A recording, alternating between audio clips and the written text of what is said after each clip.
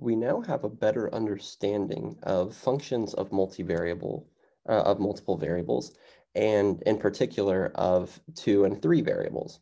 And so now let's take a look at limits and continuity of functions of 2 or 3, or even just a multivariable function in the general setting. But before we do that, let's start with limits. And to build some intuition, let's start with remembering how do we define limits in the single variable case. So let's recall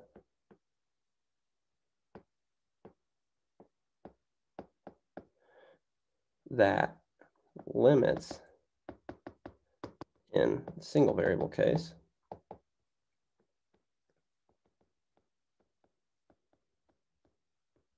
if we say the limit as x approaches a of f of x, pardon me, limit of f of x as x approaches a, if we say this is some limit L, well, what is the definition of this limit, right? So we know intuitively what's going on here. We have some value a on the x-axis, and then we have a curve f of x. And what is the limit saying? It says, there's some value L here. It says, well, as you approach A along the x-axis, this corresponds to approaching a given value along f of x. And so as your x coordinate tends towards A, then our y coordinate should tend towards another value, right? And this value is what we call the limit. It's so as the x coordinate approaches A, the y coordinate approaches L, right? And that's what this is saying right here, as we approach some value L. And this is in single variable case. What's the formal definition? How could we define this maybe a little more formally? And here's kind of the definition that's given for limits. It's for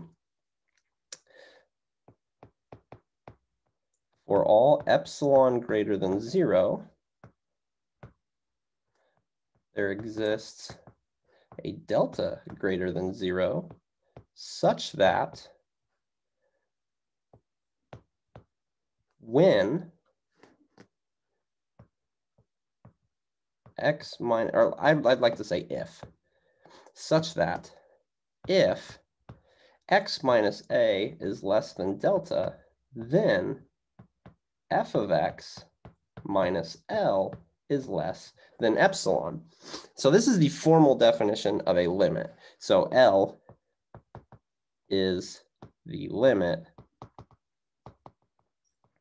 as, so let's say the limit of f of x as x approaches a if, and then for all epsilon greater than 0, there exists a delta, such that if x minus a is less than delta, then f of x minus L is less than epsilon. And so basically what this means is you pick an epsilon, like an arbitrary epsilon. It can be as arbitrarily small as possible. Then there should be some delta such that f of x minus L is less than epsilon. And so what does this mean graphically, right? So here, maybe along the x-axis, we could look at like a neighborhood of A. So like A plus delta, A minus delta. And so what it means for the absolute value of x minus A to be less than delta means that the distance between some point x in here and A, this distance is less than some small number delta, right? And what we're saying is if we have that the distance between some point x and the point we're approaching A, if this distance is less than delta, then there's some neighborhood in the y direction, like L plus epsilon, L minus epsilon. And so what it guarantees is that f of x, like of this point x, so maybe it should be in here for now, right? This f of x should be arbitrarily close to L, right? Because epsilon, we can take epsilon to be as arbitrarily small as we want. And so what this is saying, this part is saying that if x minus a is less than delta, then our function is arbitrarily close to the limit, right? And so this is the analytic definition of the limit. And, you know, up here is kind of some geometric intuition for understanding what these symbols are portraying. Now, if we want to define something similar for, say, two variables, right? Well, now the distance between x and a, like this x minus a is less than delta. Now we can't use the absolute value to indicate distance because we'll be in two variables instead of one. And so we'll have to construct something using the distance formula. And so because of this, we need the notion of a delta disk or a delta neighborhood. So like, let's say a delta neighborhood. Okay, and so a delta neighborhood is if we take some point AB, so here we have x, y, and we take some, you know, really delta can be any number at once or any number you want, but practically when you're thinking about this, you want to take delta to be like sufficiently small or something. And so here the center of this delta neighborhood is AB, and then this is a circle or a disk because we want to include the interior here. This is a disk of radius delta. And so now how can we use this to define a limit for two variables or for a function of two variables, right? And we need to first look at the picture. So let's say we have f of x, y, z, and we are looking at, so what should we be defining, right? We should be defining that the limit as x, y approaches AB of f of x, y. Let's say this equals L, right? We're trying to come up with an analytic definition for this, right? And so we have the point AB somewhere, and we want to start approaching this value in the xy plane, right?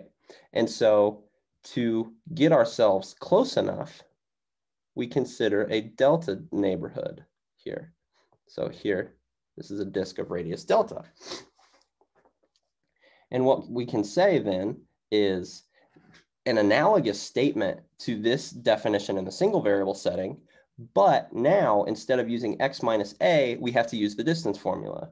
So now we can define, maybe I'll draw a new picture here. So we can now define a limit in the two variable setting. So the limit as x, y approaches AB of f of x equals L if, so I'll introduce some symbols here that I wrote in English here. There are two symbols, one that represents for all and another that represents there exists. There are mathematical symbols for these. So let's use them so we can see kind of the standard presentation of this definition.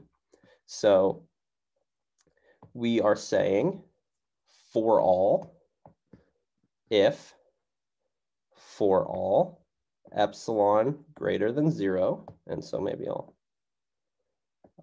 upside down A equals for all in English.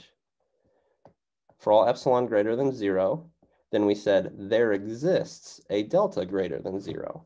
And so the backwards E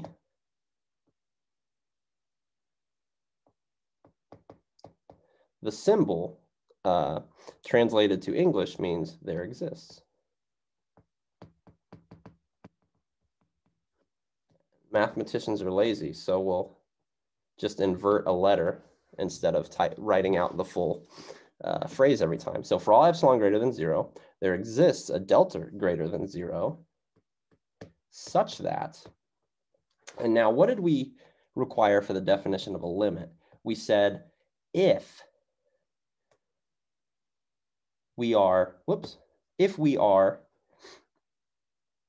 sufficiently close in the domain, then the function must be arbitrarily close to the limit. So what this means now, though, instead of what's the distance if we pick some point x, y in here, we want this distance, right? Well, now we can't just use absolute value because we're not in one dimension. We need to use the distance formula, which is to say, and we'll consider this positive distance. Whoops. Such that if the distance between x and a is less than delta, then the distance between our function and the limit is less than epsilon. So this is what our definition says. And here, for a corresponding picture, we have a delta neighborhood down here, AB. We have some surface that we're looking at finding the limit of, right? And you can kind of think of what is this neighborhood going to look like on the surface, right? Well, then we take like the highest point and the lowest point. So there's some limit in here, L. And then we still have some interval on the z-axis, L plus epsilon and L minus epsilon. And so it's saying, let me label my axes here, X, Y, Z. It's saying if you're sufficiently close in the domain, then you're arbitrarily close in the image. And so that's the idea of a limit in the two variable setting. And so you can see how this would generalize to 3 variables, 4, but you just take the distance formula in however many dimensions you're in, right? And so if this was in, if we were taking or finding the definition for the limit of a function of 3 variables, then we would just, it would be an analogous statement, except we would have plus z minus c squared, and then it would be f of x, y, z minus L, and something like this. So here's the definition. It's not necessarily the working man's favorite definition to go by, because it rigorously tells you how the limit is defined. But in terms of computing, we want to introduce some like properties and laws and stuff like that. And so before we do any examples, let's start with just laying the law down and seeing what we can do with limits to make computations that much easier. So here's a list of limit laws. Okay, and this is going to be just me first stating all of the laws here. There's a handful of laws, and for the sake of time, I'm going to skip the proofs of these. The proofs are very similar to how you would prove something in the single variable setting. It's just now, you have your different notations to work with. So let's consider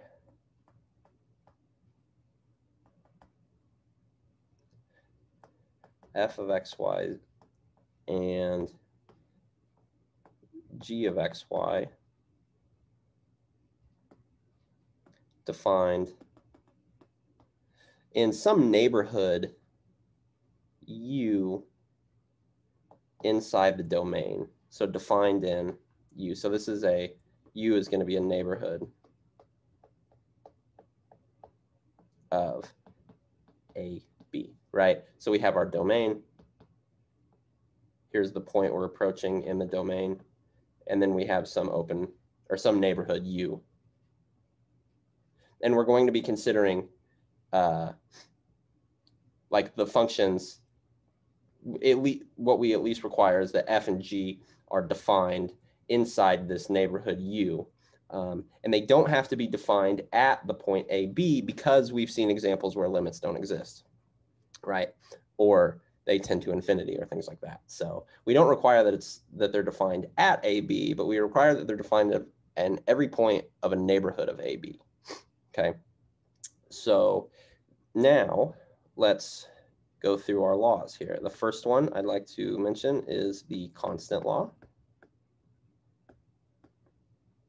which says if you take the limit as xy approaches AB of some constant, let's say k, then it's constant. It's always, the limit of a constant is itself, right? So k in R, say, just some real number, it's a constant.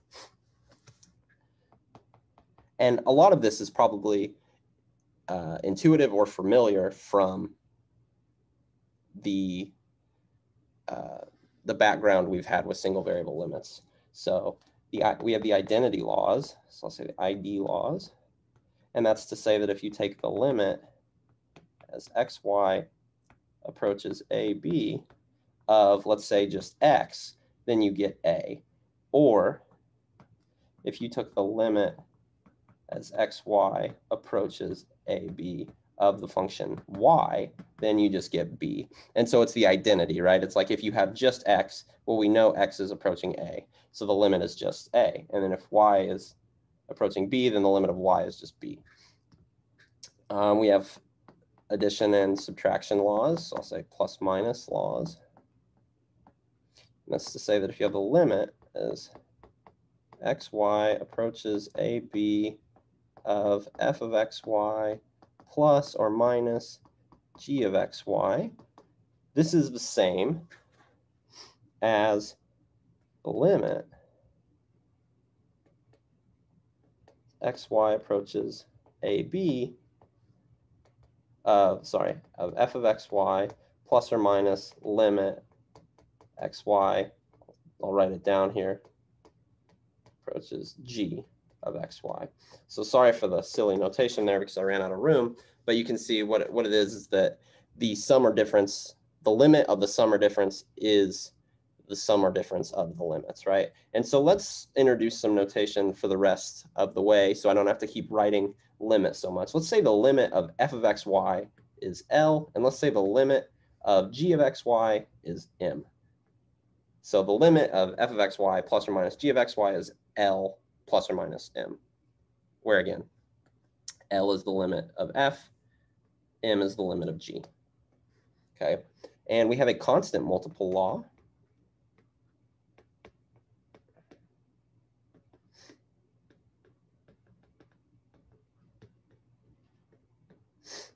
It's to say that if you take the limit as xy approaches AB of, say, some constant k times f of xy, well, then that's k times L, right? Because again, L is the limit of f. So basically it's saying you can kick the constant out front, take the limit of f, and then you have the constant times what the limit was evaluated to be, which is L for f, right? We have a product law, which says that the limit as xy approaches AB of the product of two multivariable functions, f of xy times g of xy, this is the same as L times M. So the limit of the product is the product of the limits. Okay, we have a quotient law.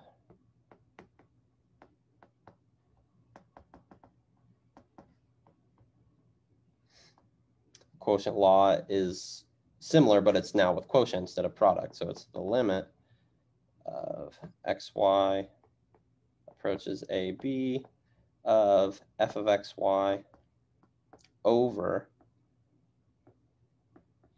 g of xy is L over m, provided m isn't 0, right? So if the limit of g is non-zero, then the limit of the quotient is the quotient of the limits.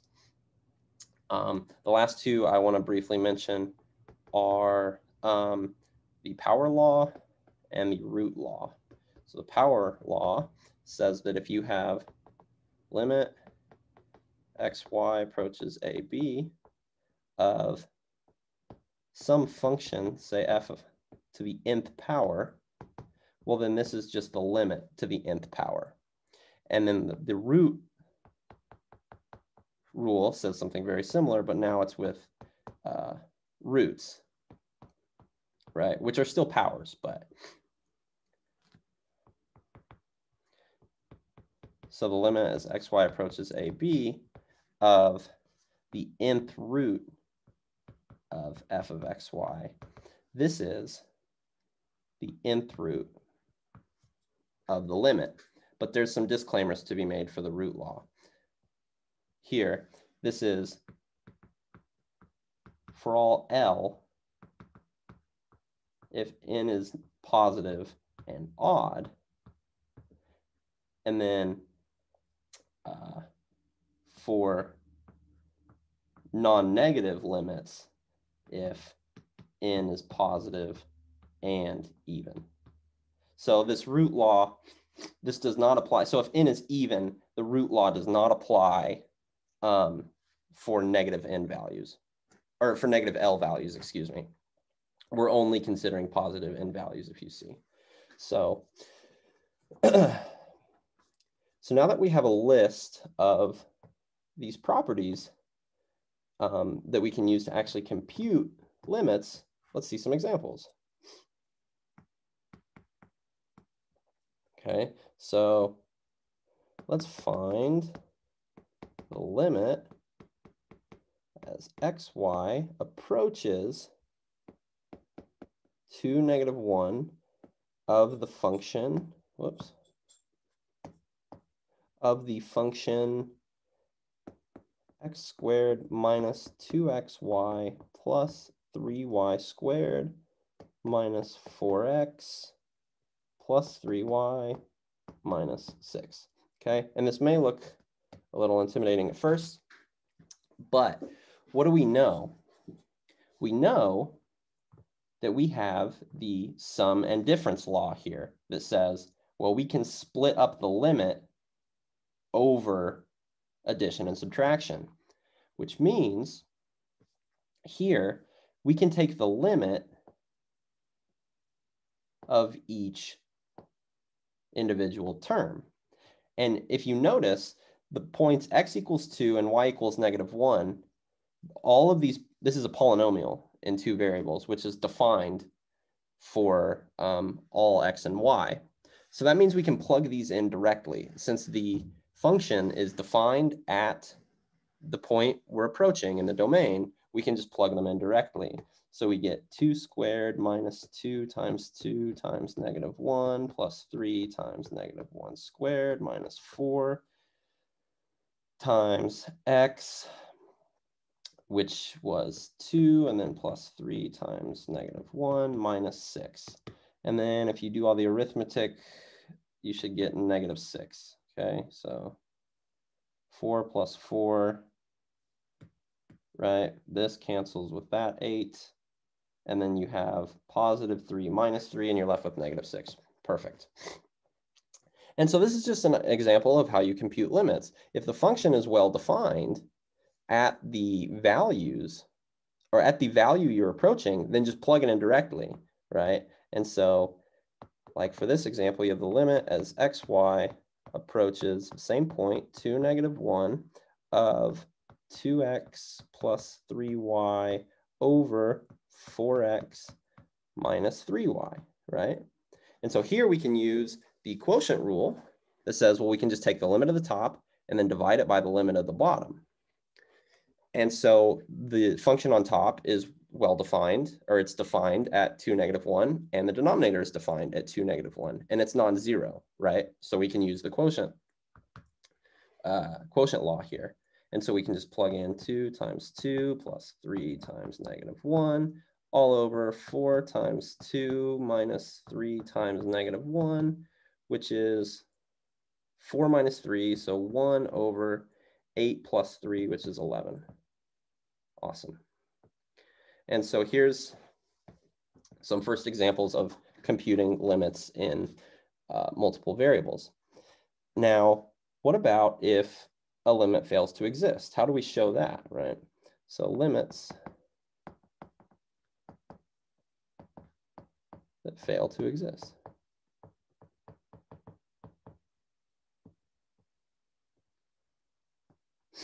Right?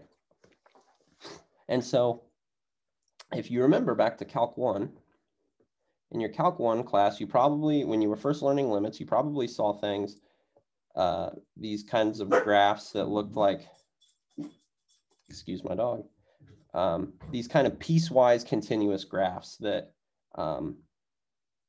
looked something like this here.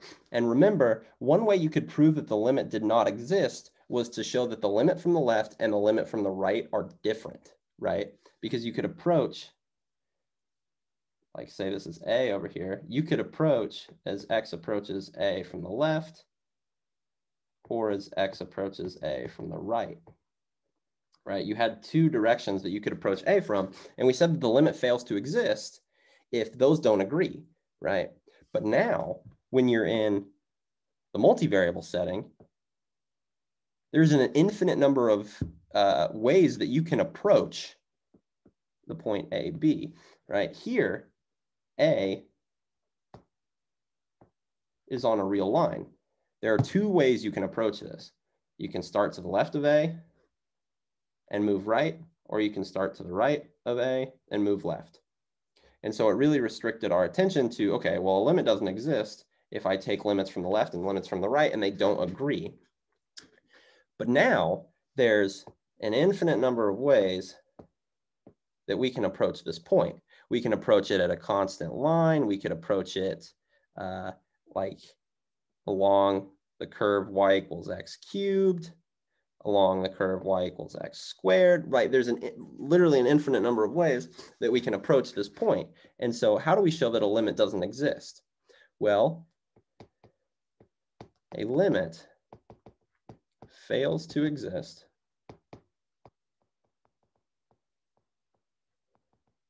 if any two paths give different values for the limit, for L. So I'll say for L. So let's say we have this function inside this domain D here, or inside this neighborhood, and we're looking at the limit. And let's say we approach along path 1 here. Maybe I'll use path 1 for red. So let's say path 1. And let's say this has some limit. Limit of f is L1, okay? So path L1, you calculate the limit of your function along this path, and it's L1. And then you pick some other path, and you approach your point and say L, like the limit of f along path 2. Let's say this is L2. Well, if L1 and L2 are different, the limit does not exist. Okay, and so this is how we can show that limits of multivariable functions fail to exist, is we can pick two paths and show that the limits do not agree. Therefore, the limit does not exist. And so one question I always get right away is, how do I know which paths to pick? And you never, like it never slaps you in the face which paths to pick, right? There's a handful of ones to try. Just try like y equals 0, x equals 0, try y equals x, try y equals x squared, try, you know, so there's a handful of like intuitive or maybe like simple, right? Because simple doesn't equate to easy, right? There's some simple paths that you can choose here. So let's do an example, and then I'd like to quickly use, after the example, I'd like to give the definition of continuity of a function of several variables, now that we'll understand limits of functions of several variables. So first, let's see an example. Well, okay. So let's show that the limit as xy approaches 0, 0 of 2xy over 3x squared plus y squared does not exist. Or let's not say equals, let's just show that it does not exist. Okay, so notice we cannot use the quotient law here, because if we plug in 0, 0 for the function in the denominator, we get 0. And so we cannot use the quotient or the quotient law here. And so to show this doesn't exist, let's pick paths. So path 1, let's just say y equals 0, right? That's either like x equals 0 or y equals 0. It's always a good place to start to just get an idea of what the limit along one path is going to be. So if we look at y equals 0, well, then we have the limit as xy approaches, I'll just write it as x0 for now, of 2xy over 3x squared plus y squared. And this then is, you just plug in 0 for y, right? So we get 2x, and we plug in x for x, but so 2x times 0, 3x squared plus 0 squared. So we see the limit along the path y equals 0 is 0, right? And so let's check another path. Path 2 would be, let's try the line y equals x. So we take the limit as xy approaches x, we'll say, because we're just subbing in y equals x, right? We know in the back of our mind we're still approaching the point 0, 0. But for now, what we can do is just calculate the limit by leaving it x and then plug in x equals 0 if we need to. Right? And so what is this going to be? Well, so the function was 2xy over 3x squared plus y squared. Okay, this is going to be, then we just plug in, everywhere there's a y, we plug in x. So 3x squared plus x squared, which is 2x squared over 4x squared, which is 1/2. And 1/2 and 0 are different. These limits do not agree, right? So 0 is not 1/2, therefore the limit does not exist. Okay. So here's an example of, or I wanted to introduce this technique to showing how a limit won't exist sometimes. And it's to pick two paths, right? Here's path along the curve y equals 0. Here's path along the curve y equals x. And we showed that the limits don't agree. Therefore, the limit does not exist for this function as xy approaches 0, 0. So the last thing I want to talk about, and then we'll wrap this up because I think this video is getting a little lengthy here, is continuity.